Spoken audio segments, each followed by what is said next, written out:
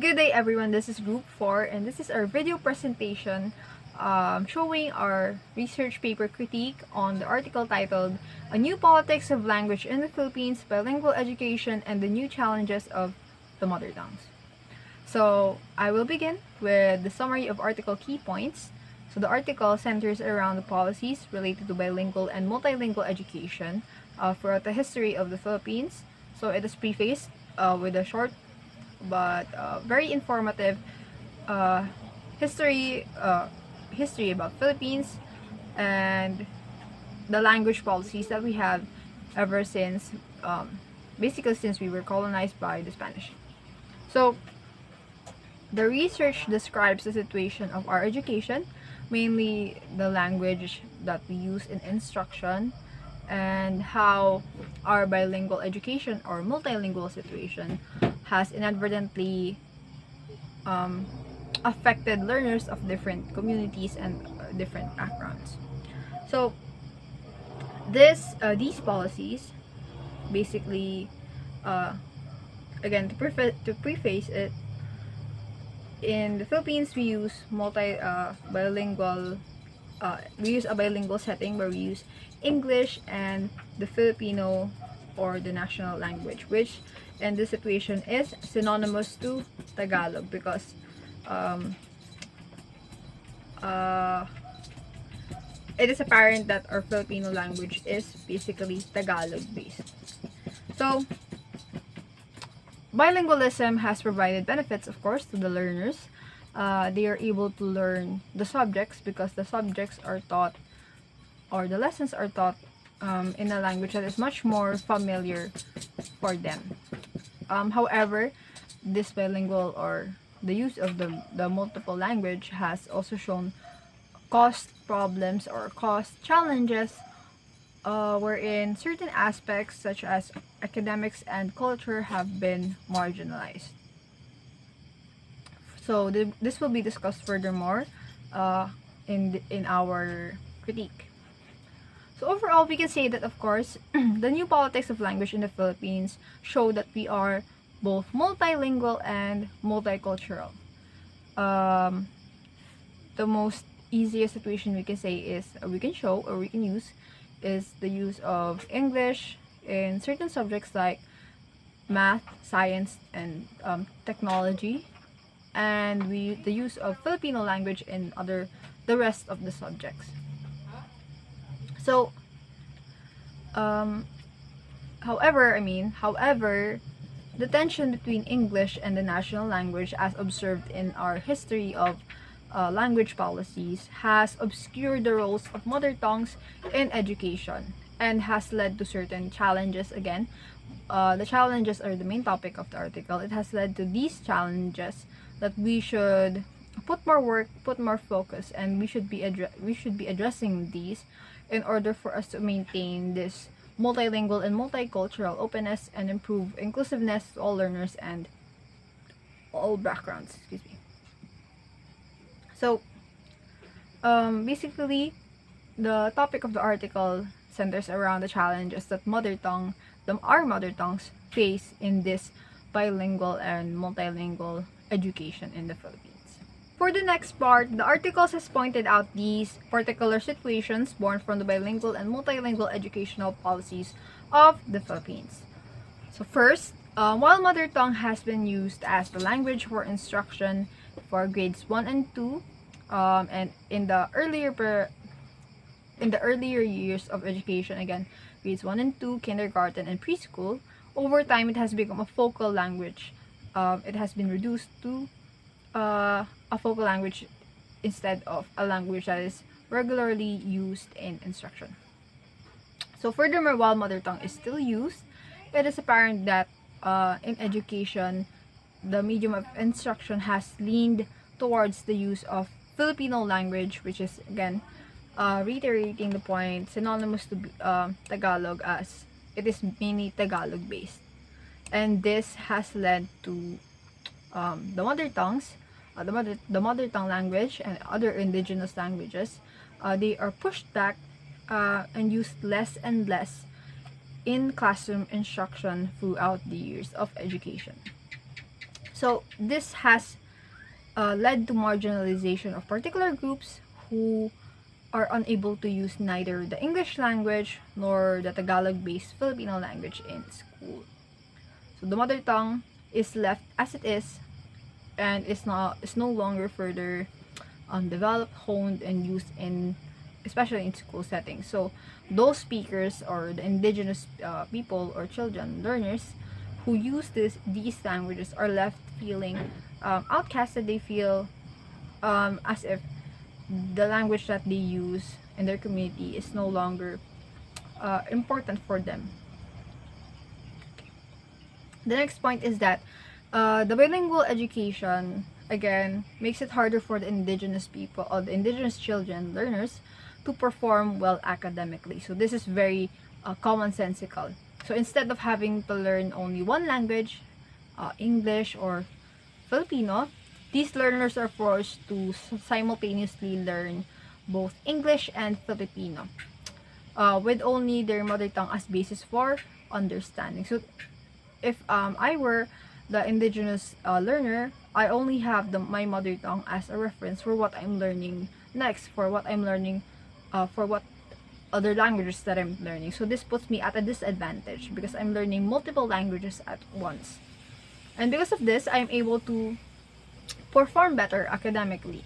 So this is poor academic performance, and it is observed in the disparity in academic achievements. Those learners who are not part of that indigenous group, or those learners who are able to use fluently use, or even not even basically use Filipino, or again Tagalog or English, those children will learn much faster and will perform much better in school. They're able to recite, perform well, write well, in a very significant with a very significant difference than those indigenous children with non-Filipino mother tongues. Lastly, the last argument presented in the article is that in this bilingual and multilingual education, cultural marginalization has become quite the concern, as cultural minorities struggle to learn, again, they struggle to learn multiple languages simultaneously while also losing part of their indigenous culture because their culture is not incorporated or is not really included in their curriculum. So this leads to the gradual erasure of their culture. They are not learning their beliefs, their traditions and customs in school because it is not part of the mainstream curriculum. But on the other hand, on the positive note, alternative learning systems have developed curriculum that incorporates their culture, for the culture of these indigenous groups, which again, it's only one step against the problems or the challenges that these minorities face in this bilingual and multilingual education. So basically, the arguments, to wrap it all up, the arguments presented in the article is that this bilingual and multilingual education setting, or the policies that we have in the Philippines, of course, give us an advantage, as English is one of our national languages. Of course, we have to learn it. Filipino, again, the mainstream language, it is also important for them to learn. However, we have our mother tongue. With the many islands that the Philippines have, we have different languages. We have different languages, dialects, and all that. And it is our role for them to keep being used even in academic settings, because mother tongues have been reduced again to focal languages only, and mother tongues have been gradually reduced as a language only used outside of academic. It's not an academic language. And aside from the languages, there are other marginalizations. The groups of indigenous people, their culture is also at risk of being overshadowed by this new politics of language in the Philippines. So next, we will be moving on to the next part, to the next reporter. Thank you.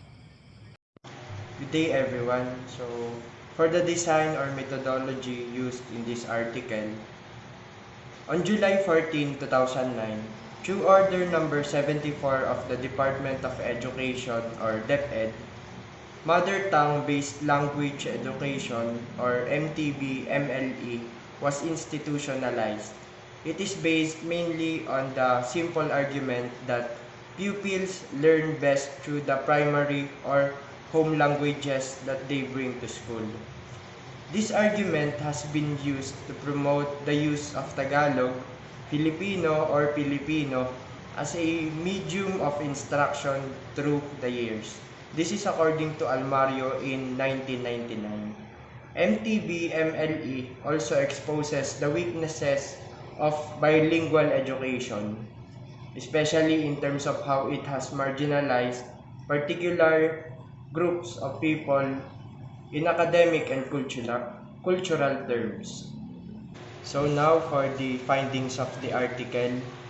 Reconstituting politics of language in the country cracks open the many layers of marginalization brought by bilingual education. In the academic marginalization, the use of the national language as the medium of instruction makes learning more difficult for indigenous children. Teachers usually do not speak the local language and are unable to explain lessons to most students who are used to thinking through concepts of their own language. The language barrier thus prevents students from communicating and performing confidently in schools. If the mother tongues are the most effective media of instruction, specifically at primary school levels, bilingual education through the use of English and Filipino, except for those whose mother tongue is Filipino, has not been the most effective means of educating Filipino children. Bale, that concludes my part po. Thank you for listening. In critique, we have weakness and strength. So, in weakness, English and Filipino are official languages are predominantly used for different functions, which is churches, religious affairs, print and broadcast media, business, government, medicine, the sole language of the law courts, and the preferred medium for textbook and instruction for secondary and tertiary levels. So, in utilizing MTB, MLE arises a concern that this could cultivate a lower English skill despite the positive responses toward the MTB MLE. The transition period from grade 1, 2, and 3 through grade 4, 5, and 6 is also a crucial phase for learners as they are being introduced to a second Filipino and third language English. Teachers also have to contend with limited educational resources and local languages. So, ang nagiging problema po or weakness ay some problems or weakness encountered by the teachers in implementing mother tongue based instruction include absence of books written in mother tongue, lack of vocabulary, and lack of teacher training. So, nevertheless, the study of indicating that major attention and effort are still necessary to given to the approach.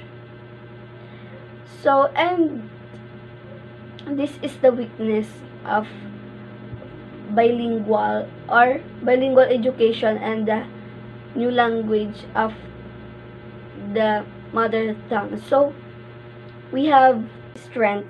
According to a teacher from Davao City, Region 11, who uses the regional language or Sinagbuanong, Binisaya or Cebuano as a medium of instruction, makes the teachers comfortable and through explanation of their lessons.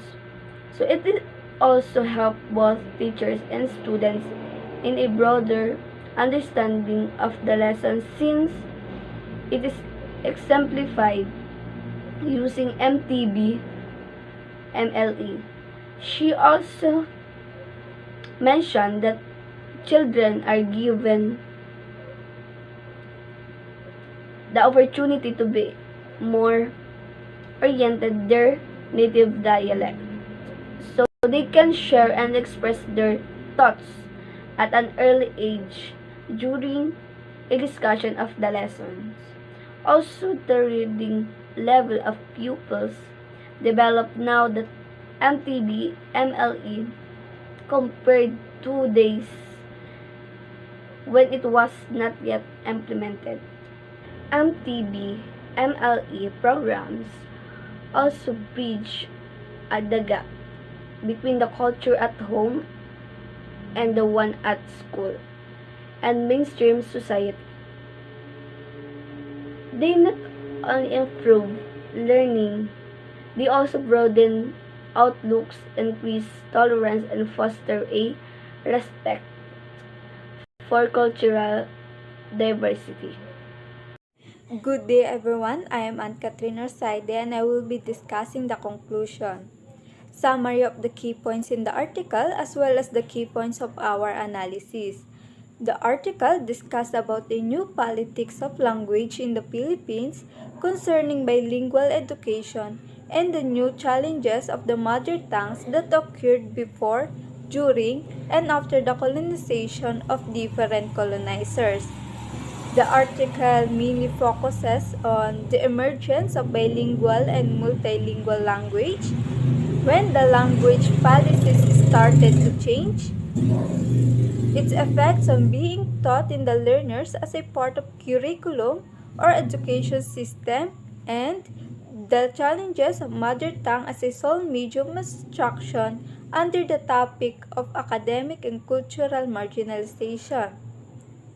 So, at first, the eight most spoken languages in the Philippines, mainly Tagalog, are considered as the L1 and medium of communication of the Filipinos in their respective areas.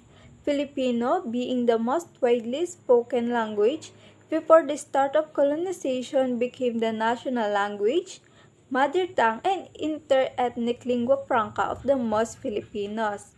However, major changes happened concerning language policies.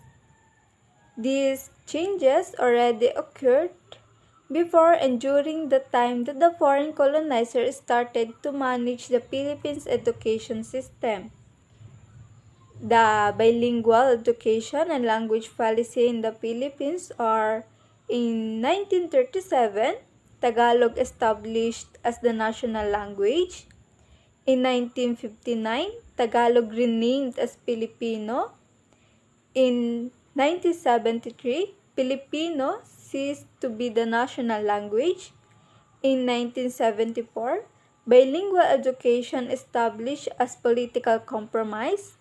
In 1987, bilingual education reaffirmed. Filipino emerged as the national language.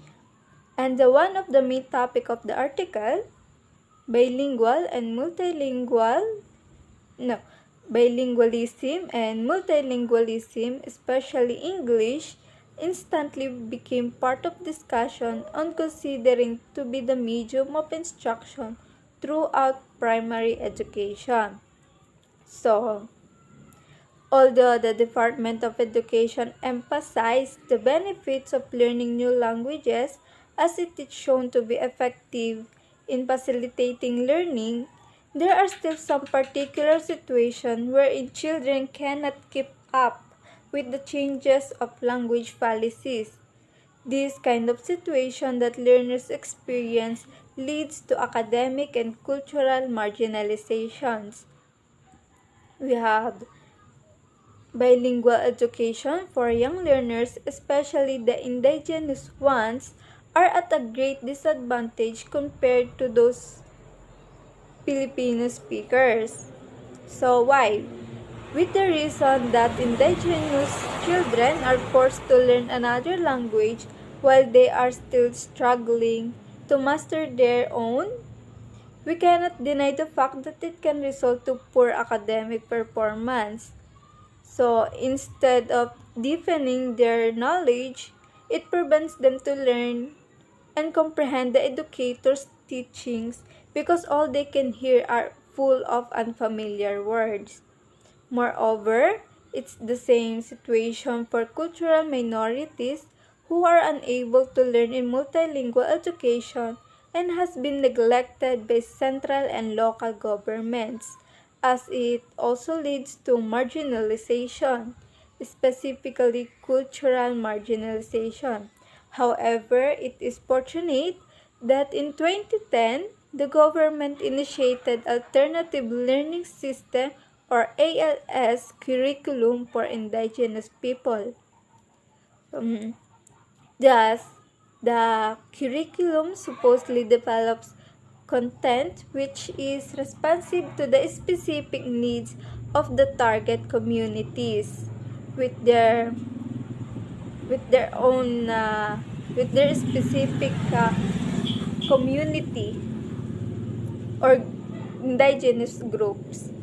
Overall, just like what the researcher stated in the article, bilingual education and multilingual education have been running simultaneously in the country with infrastructure serving two different groups of Filipino learners: bilingual education for mainstream formal education with multilingual instruction for non-formal education. And this is the end of my report. Thank you for listening. Next reporter po. Thank you so much, Ma'am Zaide. After the summary key points in the article and in our own analysis, let us have the comments about the significance of the research. This is me, Janiel Cabuyao, and to begin with, next slide po. Okay, thank you, Sir QTJ. Our first comment, and I believe this is noticeable, the research revealed fresh implications through deeper evaluation of Philippine educational system, Filipino way of learning, and such. Fresh implications in a way that, as we get through the article itself, we experienced giving utterances like, oh yes, bilingual education somewhat helped to give partial recognition or care to the existence of Filipino local languages, as with Filipino as being one of the official languages, aside from it being the national language. But with the presentation of another premise, which goes like this. Yes, we have English, no? And Filipino being the representative of other home languages, and now being a free country, we have the choice to transcend our students' learning experience from school. By so saying, it isn't enough to stick to only two languages, wherein we commend the entrance of MTB-MLE to the Philippine educational system. Since, as the article also says, that Filipino students would learn better through the use of local languages or the diverse mother tongues here in the Philippines more than that of using foreign language such as English as one of the acknowledged languages here and internationally. For our second comment, the research successfully presented the benefits and disadvantages of bilingual education. As I've mentioned earlier, BEP partially gave way for us Filipinos to at least establish our own language identity, which also gave way to hone our cultural identity as a nation. It also paved the way to see what actually makes us blind. On the other hand, okay, the disadvantages talks about more of the unfairness, especially for the Filipino indigenous groups whose mother tongue is not Filipino. Okay, I'll elaborate more on this later. Facts, evaluation, and findings made it to a point that audience would think more than twice. Yeah? And eventually, we agreed to most part of the findings. I personally commend the inclusion of the fact that only one-fourth of Filipinos speaks Filipino as mother tongue back in 2009, according to the study of Lewis. I myself actually didn't know this. So the the three-fourth rather, or 75% of Filipino people who speaks other mother tongues must also give prioritization to the educational system. And I believe this fact alone is very helpful in considering multilingual education to educate all Filipinos across the archipelago. This self-made question might sum up my point here. Okay, are you ready to listen? Yeah? Okay, it goes like this. Uh, why stick to bilingual education if we could actually use many languages as much as we want? We are done on our third comment. Let us now move on to the fourth. Okay? Its effectiveness, or the article's effectiveness, okay, upon highlighting the need to learn from the past is highly commendable. For instance, no, having an organized system and sufficient learning materials with which we encountered the lack or insufficiency of it during Spanish regime, wherein only few people learned the language or the Spanish language. And the common language in education to be able to catalyze understanding is crucial. That is why this issue must be given considerable attention. Moreover, learning must be done in specific mother tongue or language or dialect of the class, student or the students, in other words, in multilingual context. Yeah? Next slide po, sir, QTJ. Ayan. Thank you po. It's true that a lot of things must be considered. We need to be more critical. Learning from the past is also applicable to this. The article shared to us that we should always seek to look on diverse aspects, view or lenses, specifically in large-scale decision-making process, wherein the language and culture is really a big deal to consider in education of the country's people. And crafting an educational system which actually fits a particular community, class or the classroom itself, the student and such is really necessary. Alright, it's good to be reminded of being simple and practical. Okay, while reading the article, the implications just seem to be on the surface, even though on the previous years, it seemed so deep. Well, it's the very reason why we have these researches or discoveries from the past. And I personally believe that this adds up to our critical thinking at present, or its connection with the learning from the past. That we actually made things so complex then, which eventually didn't work, or if it did, it worked more favorably to the foreign people. So it's another way of saying back to basics, which would eventually give progress to our country. Okay? Because most of the time, we are just exerting unnecessary efforts for things which only demands few hours, no? With which we can actually use to work on other things. Mhm. It's good it's a good reminder to hone our inquisitiveness. Asking questions, even the simplest ones. Yeah, because most of the time, from them, we could actually bring up the smallest to the biggest possibilities.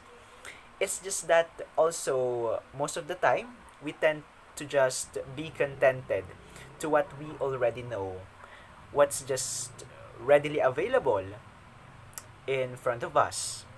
And this is what we must keep ourselves from drowning. Besides, the article serves as a wake-up call because why English if we actually have our own languages wherein we can understand and utilize better to learn at the best pace? Since other home languages in the Philippines are closely linked to Filipino, which is the official language and the national language, just like that. Initiatives are commendable, which helped on bringing out bigger issues. From the medium of instruction, the evolution of Filipino's name as the national language or official language and medium of instruction, as well as the inclusion of English as medium of instruction and also as one of the official languages in the Philippines. The initiatives clearly showed a change of perspectives to what must actually be talked about and considered. This, I believe, is connected to first things first, that we Filipinos, as having the freedom to govern our country, are learning to prioritize what is needed the most. Okay, yeah. That is all for my part. This has been Sir Kabuyao. Thank you for lending your attention. Let us now hear from Mom Villamiel. Thank you. Personal reflection. Our constituting politics of language in the country cracks open the many layers of marginalization brought forth by bilingual education. New politics of language brought a bigger changes. Upon reading the article, at first look, I didn't know that there are those called politics of language. Ever since I came to study language, it's the first time that I encounter it. Those politics of language really did some changes about the marginalization, or would therefore be conceived as a situation in which some members of society are individually or collectively discriminated against or oppressed on the basis of the languages they speak. New politics of language in the country grounds itself in a different but perhaps more realistic, even though this new politics is different from others, or it was seen as more realistic since it has a lot of offers on the language. A different vision of education puts mother tongues at the center of the educational process with the hope that a new educational language or landscape becomes more effective, inclusive, and just. All of this brought the mother tongue to the center wherein it assumes that in the educational process, it can help or be the reason to bring a more effective and inclusive educational landscape in teaching language. Finally, in this article, it made me realize that a new language policy can bring about significant changes in this language itself, particularly in bilingual education. The Philippine language, according to its history or background, travels around and changes over time. When Tagalog was established as the national language in 1937, it was renamed Filipino in 1959. Because Tagalog was chosen as the national language, language politics took on ethno-linguistic dimension. Filipino ceased to be the national language of the country in 1937 or 1973 rather, as a result of different levels of compromise among political leaders in the National Assembly. reaffirmation of bilingual education, establishment of Filipino as the national language, to continue working toward the development of a nationalist consciousness among Filipinos, to affirm the social linguistic legitimacy of Filipino, as evidenced by its widespread use throughout the archipelago. Bilingual education was reaffirmed and Filipino became the national language. Perhaps the most significant shift in the language politics in the Philippines as a result of the new challenge of mother tongues is the shift away from the framing issues within the English-Filipino debate and toward questions concerning the national language. For many questions or for many generations, the conflict between English and the national language overshadowed the importance of mother tongues in educational and social development. It changes the way I see language in the Philippines as a form of communication or in studies. It made me realize that there are things for language to become unique and different for others. One mechanism for locating language within social structure so that language determines who has the access to a political power and economic resources. In the end, the main aim of this is to improve the achievement of competence in both Filipino and English at the national level through the teaching of both language and their use as media of instruction at all levels. Thank you very much for being with us. This is the end of our presentation. A lot of thanks. God bless.